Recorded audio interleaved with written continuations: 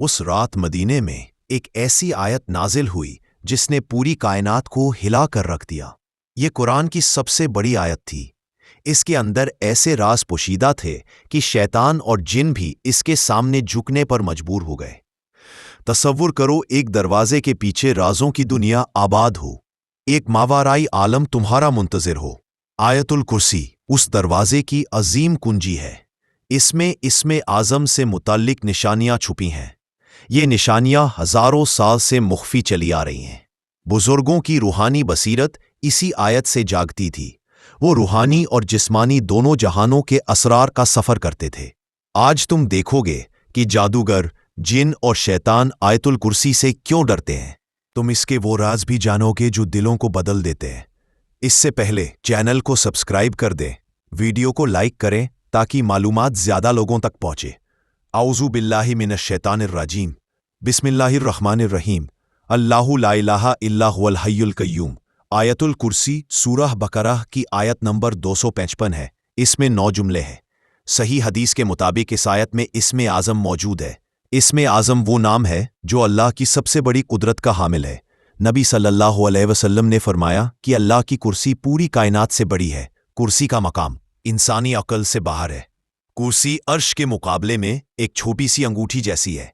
आयतुल कुर्सी अल्लाह की कुदरत और इल्म का बयान है। ये आयत अल्लाह की हुकूमत और लाजवाल जिंदगी को बयान करती है। ये आयत इस्मे आज़म के बहुत करीब समझी जाती है।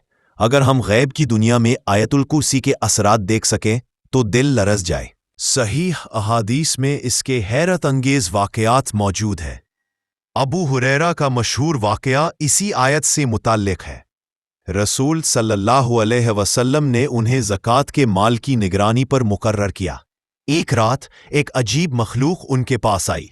लंबा कद और अजीब जिस्म था। अबू हुरैरा ने सलाम किया।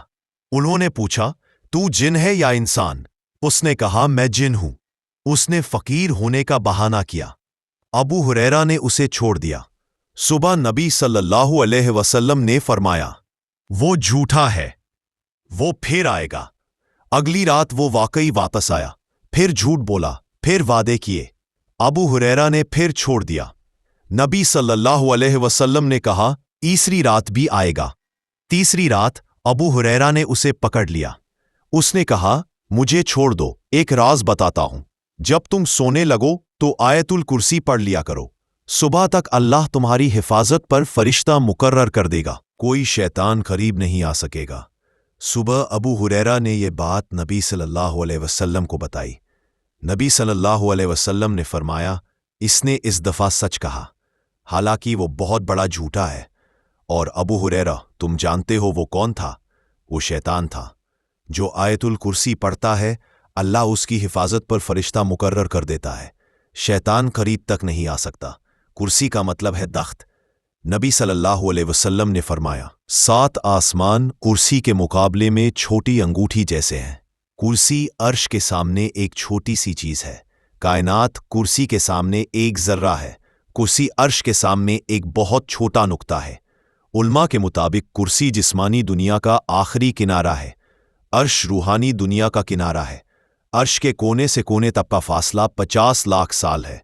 अल्लाह की कुदरत एक लम्हा भी हट जाए तो सब कुछ तबाह हो जाए। आयतुल कुर्सी इंसान को उसके रब की अजमत का एहसास दिलाती है। ये आयत गुनाह से रोकती है, नमाज की अहमियत समझाती है। नबी सल्लल्लाहु अलैहि वसल्लम ने उबई बिन काब से पूछा, सबसे अजीम आयत कौन सी है? उन्होंने जवाब दिया, अल्लाहु ला इलाहा इल्ला हुवल हय्युल कय्यूम। नबी सल्लल्लाहु अलैहि वसल्लम ने उनके सीने पर हाथ रखकर मुबारकबाद दी। इससे साबित होता है कि आयतुल कुर्सी कुरान की सबसे अजीम आयत है।